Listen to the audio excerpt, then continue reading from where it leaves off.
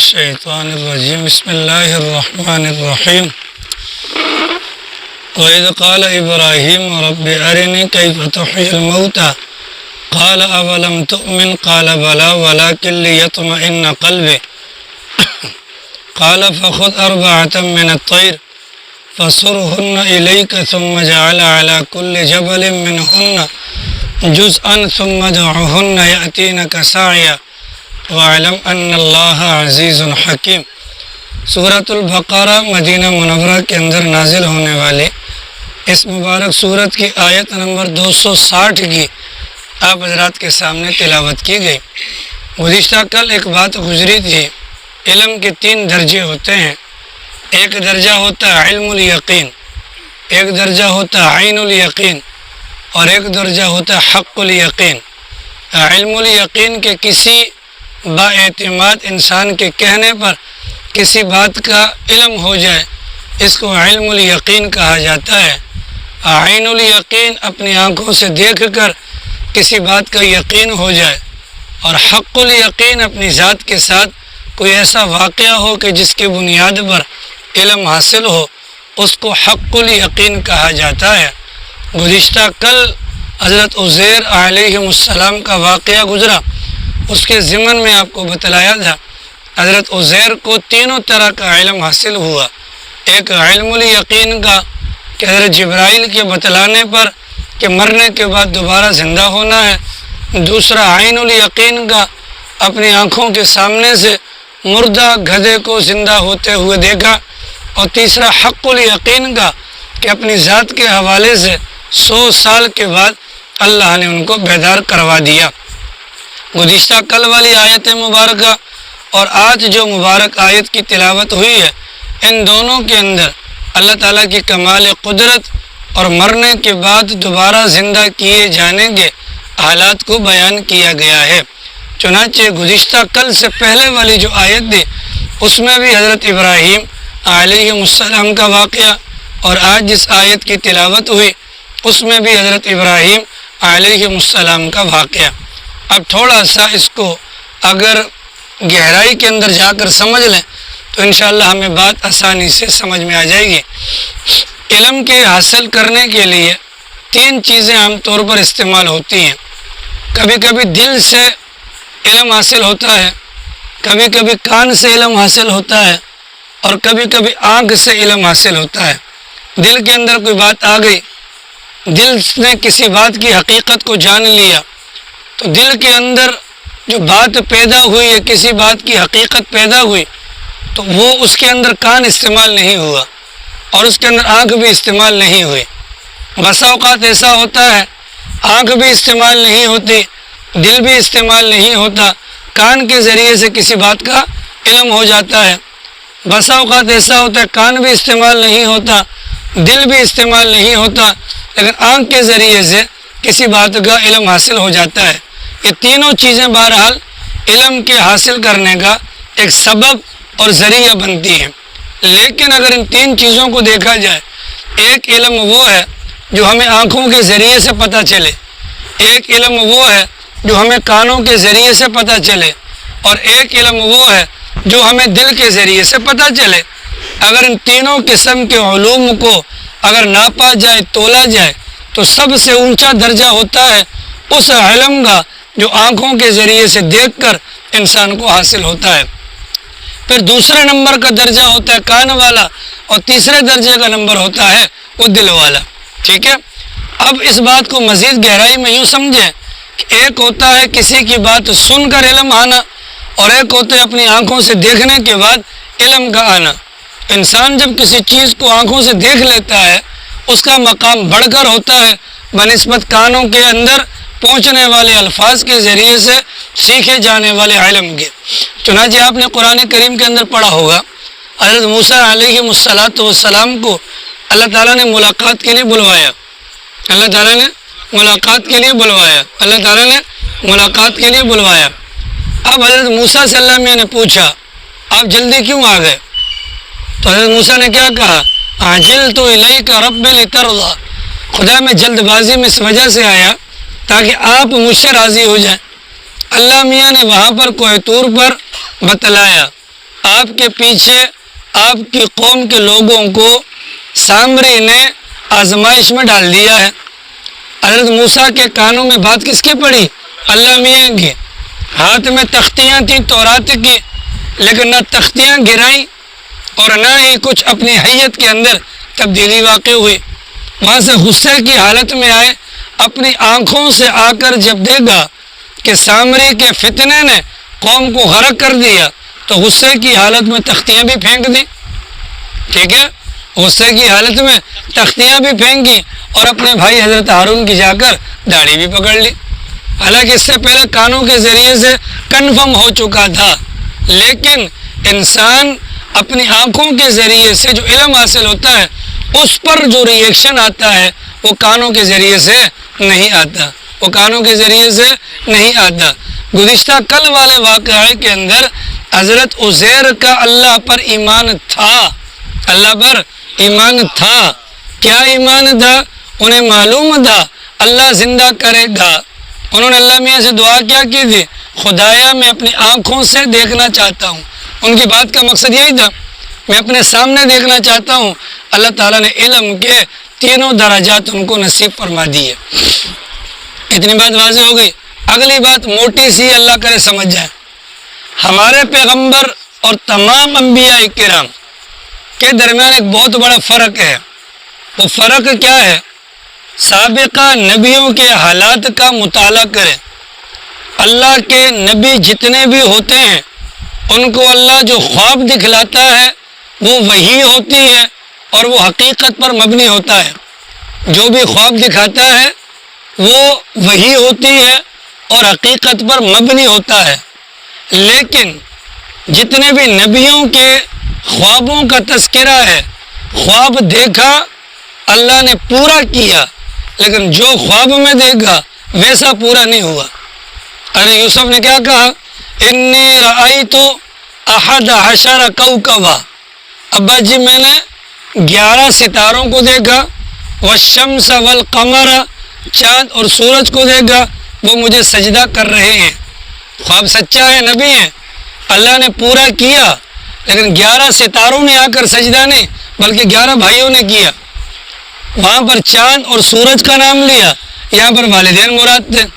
خواب دکھایا، پورا کیا، لیکن خواب میں کچھ تھا، حقیقت میں کچھ تھا۔ حضرت ابراہیم نے خواب دیکھا، انی اذبحک، کیا بیٹے کو ذبح کر رہے ہیں۔ خواب کے اندر کیا دیکھا؟ بیٹے کو ذبح کر رہے ہیں۔ چنانچہ اللہ نے خواب پورا کر کے دکھلایا، لیکن حقیقت کیا تھی؟ وہ چھری دمبے پر چل رہی تھی، اسماعیل پر نہیں چل رہی تھی۔ ٹھیک ہے، اب آ جائیں اپنے پیغمبر کی طرف۔ ہمارے پیغمبر کو اللہ نے جو دکھایا، جو دکھایا وہ کر کے دنیا کے اندر اس کو ظاہر بھی کر دیا۔ ہمارے پیغمبر نے دیکھا خواب، اپنے ساتھیوں کے ساتھ حرم پاک میں جاتا ہوں۔ ہجرت کے 6 سال تو گئے کہ نہیں گئے؟ بالکل وہ کیفیت بنی، بالکل وہی کیفیت بنی۔ تو ہمارے پیغمبر کے اور دیگر انبیاء کرام کے خوابوں کے اندر فرق کیا ہوا؟ حقیقت ان کے بھی خواب بنے، ہمارے پیغمبر کے بھی، لیکن ان کے خوابوں کے اندر جو دکھایا وہ نہیں تھا، ہمارے پیغمبر کو جو دکھایا وہی تھا۔ بات نمبر 1، اس کو کونے میں رکھیں لال خان، کٹا جہاں کونے میں رکھا، کٹا نہیں یہاں نہیں، اندر ہے، کونے میں رکھیں اس بات کو۔ یہ بات کان میں آ گئی جی۔ بات نمبر 2، حضرت آدم سے لے کر حضرت عیسیٰ تک سب نبیوں نے کہا کیا؟ اللہ ایک ہے۔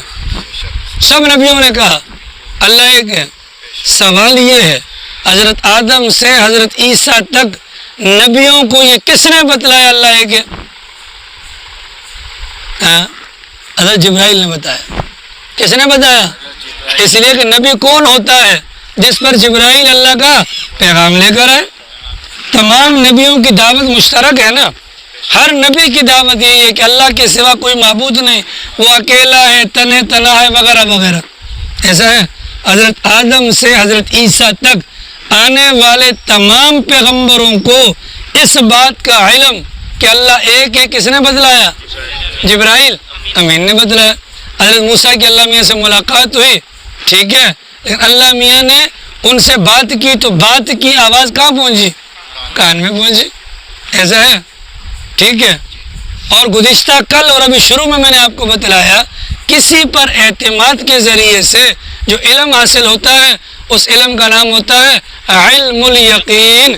کیا ہوتا ہے؟ اب یہی بات ہمارے پیغمبر نے بھی کہی. کیا؟ اللہ ایک ہے. کیا کہا؟ اللہ ایک ہے. اللہ ایک ہے ہمارے پیغمبر نے کہا، اور اللہ ایک ہے سارے پیغمبروں نے کہا. لیکن ہمارے پیغمبر کے اللہ ایک ہے کہنے کے پیچھے 3 قسم کے علوم تھے. کون سے تھے؟ ہمارے پیغمبر نے اگر یہ کہا ہے کہ اللہ ایک ہے تو پیغمبر نے خود جا کر دیکھا ہے کہ اللہ کی ذات ایک ہے. لہذا ہمارے پیغمبر کو علم الیقین بھی ہے کہ جبرائیل نے بتلایا، عین الیقین بھی ہے کہ اپنی آنکھوں سے دیکھا، اور حق الیقین بھی ہے کہ معراج کے سفر میں جسم مبارک کے ساتھ پیغمبر خود بنفس نفیس وہاں پر جا کر موجود تھے. آ رہی ہے. تو حضرت عزیر کے واقعے میں ان کو 3 قسم کا علم ہوا، تو ہمارے پیغمبر کو بھی جو مشترکہ دعوت ہے تمام نبیوں کی، یہ صرف ہمارے نبی کا خاصہ ہے. انہوں نے اگر کہا کہ اللہ ایک ہے تو اللہ کو دیکھ کر کہا کہ اللہ ایک ہے. باقی سب نبیوں کو علم، لیکن حضرت جبرائیل کے واسطے سے، اور ہمارے نبی کا علم براہ راست دیکھ کر. اتنی بات کی وضاحت کے بعد حضرت ابراہیم علیہ السلام کا بہت بڑا مقام ہے بھیا، نو ڈاؤٹ، اس میں انکار نہیں. ٹھیک ہے. مناظرہ ہوا اوپر والا، کون سا؟ نمرود کے دربار میں. اللہ میاں کی تعریف میں کیا کہا؟ ربی اللہ، میرا رب وہ ہے جو زندہ بھی کرتا ہے اور مارتا بھی ہے. کیا کرتا ہے؟ میرا رب کیا کرتا ہے؟ زندہ بھی کرتا ہے اور مارتا بھی ہے. یہ بات آ گئی وہاں پر، لیکن یہ بات وہاں پر کرنے کے بعد حضرت ابراہیم کے دل میں خیال گزرا، اللہ زندہ تو کرتا ہے، میرا ایمان ہے، زندہ کرے گا کیسے؟ کیفیت کیا ہوگی؟ دل میں خیال آیا زندہ کرے گا کیسے، وہ کیفیت کیا ہوگی؟ چونکہ جو اللہ والے ہوتے ہیں ان کا اللہ سے گہرا تعلق ہوتا ہے. تو جیسے باپ بیٹا آپس میں اگر بیٹھے ہوئے ہوں تو باپ بیٹے کی آپس کی گفتگو میں بیٹا بات پوچھتا ہے نا، ابو یہ کیسے ہوگا، ابو یہ کیسے ہوگا. تو نبیوں کا تعلق اللہ کی ذات کے ساتھ وہ محبت والا تھا. تو ان کے دل میں خیال آیا کیا کیفیت ہوگی؟ زندہ تو کرے گا، کیفیت کیا ہوگی؟ اللہ کی شان راستے میں گزر رہے تھے، ایک بندے کی لاش پڑی ہوئی تھی سمندر کے کنارے. ایک بندے کی لاش پڑی ہوئی تھی کہاں پر پڑی ہوئی بابو؟ کون سے سمندر؟ فشری والے. سمندر کے کنارے کہاں پڑی ہوئی تھی؟ اللہ کی شان وہاں سے سمندر کی لہریں آتی تو دریائی جانور اس کا گوشت نوچ کر کھاتے. وہ لہریں پیچھے چلی جاتی، خشکی کے جانور آتے اس کا گوشت نوچ کر کھاتے. جب یہ دونوں فارغ ہو جاتے اوپر سے پرندے آتے اور فضا کے اندر اس کا گوشت نوچ کر کھاتے. اب اس موقع پر بھی حضرت ابراہیم کے دل میں خیال آیا اللہ کی ذات کیسے اس مردے کو زندہ کرے گی؟ وجہ اس لیے کہ اس کا گوشت لہروں کے اندر موجودہ وہ جو دریائی جانور ہیں ان کے بھی پیٹ میں، ادھر سے اپنا خشکی کے جانوروں کے پیٹ میں، ادھر سے فضا کے اپنا جو جانور ہے پرندے ہیں ان کے بھی پیٹ کے اندر. یہ خیال آیا، اللہ تعالیٰ کی طرف سے پیغام آ گیا. کیا؟ آپ 4 پرندے لے لیں. کیا کر لیں؟ 4 پرندے لے لیں. 4 پرندوں کا نام لیا، پرندوں میں سے بھی ان پرندوں کا انتخاب کیا. چونکہ حضرت ابراہیم ہے انسان، حضرت ابراہیم کون ہے؟ انسان.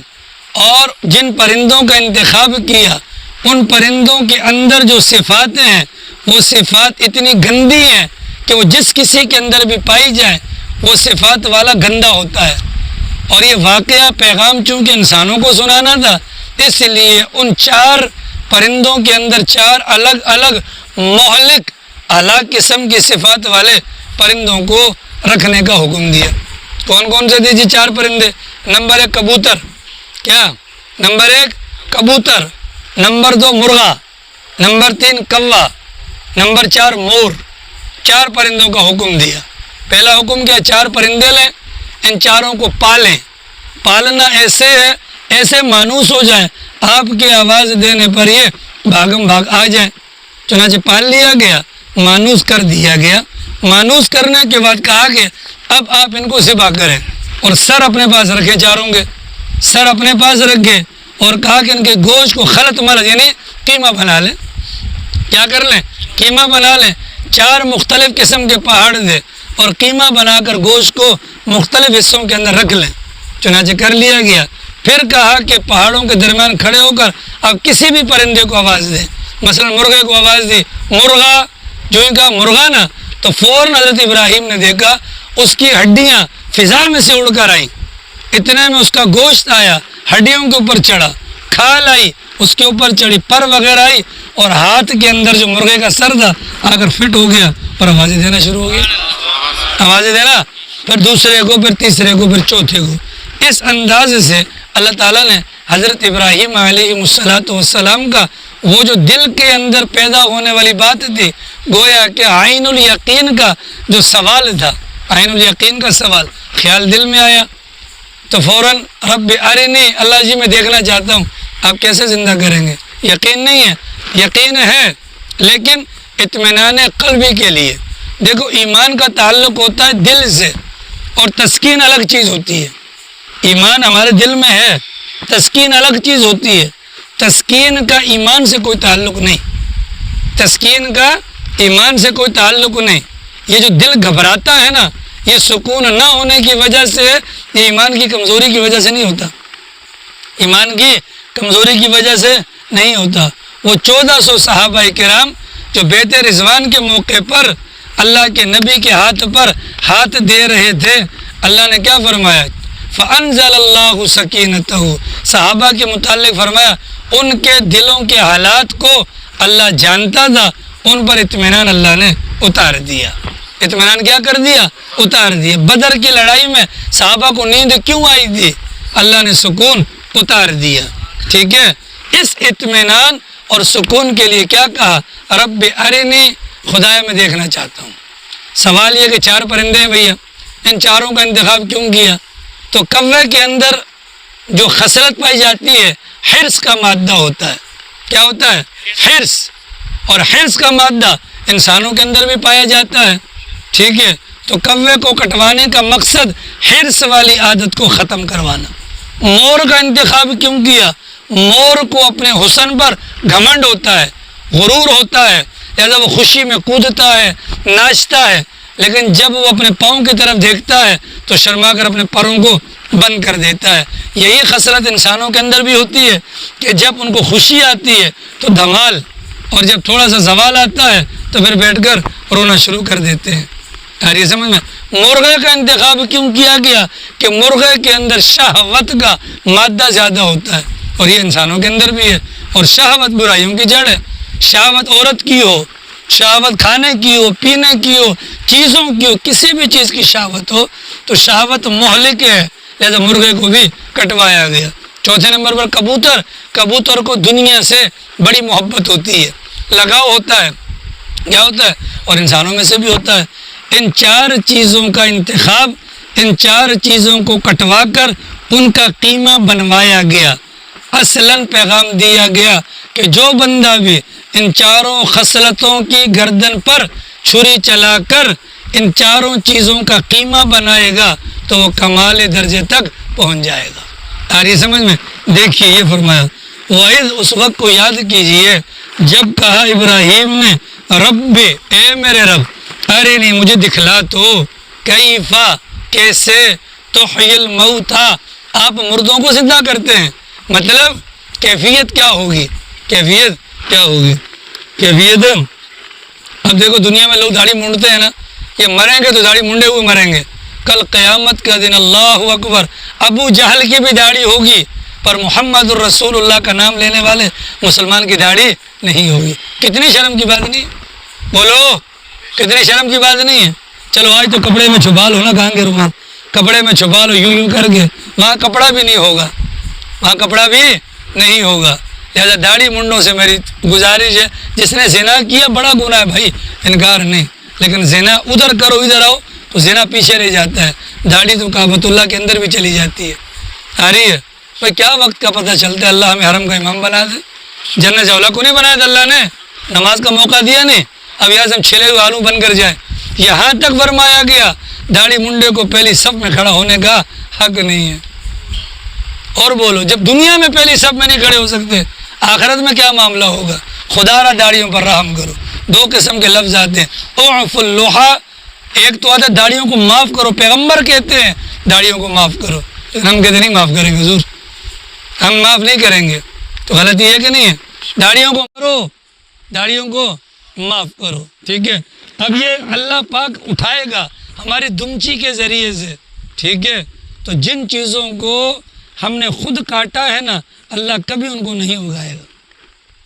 دو صحابی مکہ مکرمہ سے ہجرت کر کے مدینہ آ گئے۔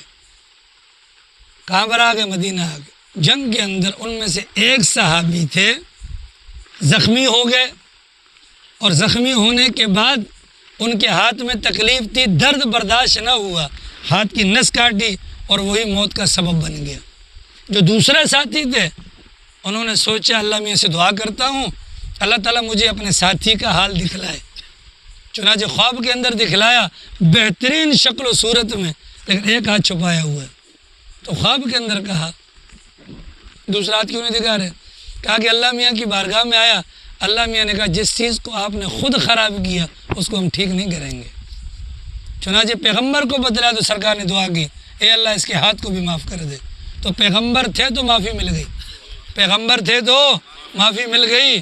اب تو پیغمبر نہیں ہے نا، اب تو پیغمبر استقبال کرنے والے ہیں، اب تو پیغمبر، لہٰذا دمچی سے خدا پورا جسم کھڑا کرے گا، داڑیاں اللہ کی ذات وہاں پر نہیں بڑھائے گی۔ خدا را داڑیوں پر رحم کرو۔ کیف تحیی الموتی، مردوں کو خدا کیسے زندہ کرے گا؟ قال، اللہ میاں نے پہلے سوال کیا، اولم تؤمن، یقین نہیں ہے؟ کہنے نہیں۔ قال بلا، خدا کیوں نہیں؟ یقین ہے، ولکن لیطمئن قلبی، دل اطمینان چاہیے۔ قال، اللہ میاں نے فرمایا فخذ اربعۃ من الطیر، 4 پرندے پکڑ لے۔ اب یہاں پر لفظ ہے فسرہن، سواد کے اوپر پیش پڑے تو مطلب ان 4 پرندوں کو پال کر اپنے ساتھ مانوس کر لے، اور سواد کے نیچے زیر پڑے تو مطلب ہوگا ان 4 پرندوں کو کاٹ کر ان کی بوٹیاں بوٹیاں بنا کر رکھ لے۔ ثم جعل علی کل جبل، پھر ہر ایک پہاڑ کے اوپر ان کا ٹکڑے ٹکڑے رکھ دے۔ ثم ادعوہن، پھر ان کو آواز دے کر بلائے، یاتینک سعیا، وہ ایسے ہی اٹھ کر دوڑتے ہوئے آ جائیں گے، اور دوڑتے ہوئے آ جائیں گے۔ تو قیامت میں کیا ہوگا؟ سور پھونکا جائے گا تو قبروں سے اپنے کپڑوں کو جھاڑتے ہوئے ہم بھی سارے کے سارے میدان محشر کے اندر پہنچ جائیں گے، ٹھیک ہے۔ وَاعْلَمْ، اور جان لو، ان اللہ عزیز، بلا شبہ اللہ کی ذات زبردست ہے اور حکمت والی ہے۔ اللہ بخت